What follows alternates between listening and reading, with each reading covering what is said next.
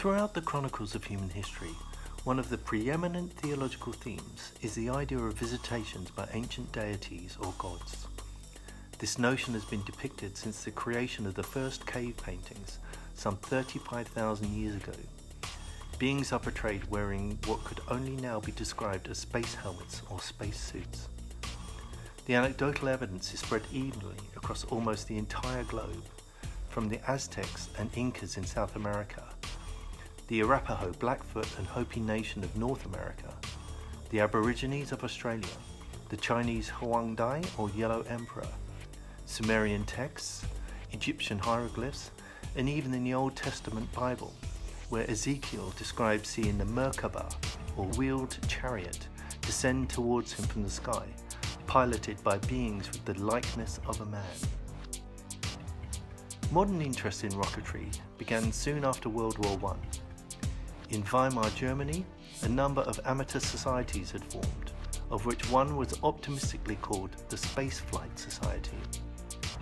When the German military began to take an interest in the society's work, it was an 18-year-old Werner von Braun who would become their poster boy because of his tender age and dashing Aryan features. With military funding, von Braun and his team transformed their dreams of spaceflight into a spectacular reality. Millions of Reichsmarks were spent on building Peenemünde, the most audacious research and development centre of its time. On the 3rd of October 1942, their A4 rocket became the first man-made vehicle to venture into space, heralding the birth of space travel. Within barely a few weeks, Hitler had renamed the rocket the V2, or Vengeance Weapon, and ordered thousands of them to be fired against London, Antwerp and Paris. Peenemünde was bombed by the Allies and production moved to an underground factory called Mittelwerk, or the Middle Works. Now the narrative transforms into a horror story of forced labour and death for the inmates of the nearby Mittelbrau-Dora concentration camp.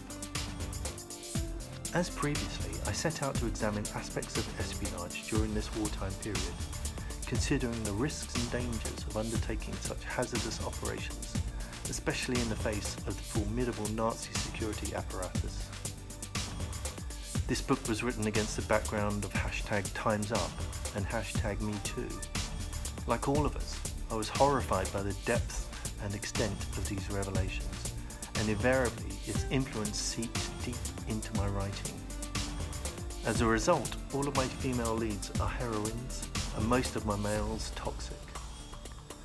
Finally, I explored von Braun's surrender at the end of the war, and the subsequent removal of thousands of Nazi scientists and engineers to America, under the auspices of Operation Overcast, later renamed as Operation Paperclip.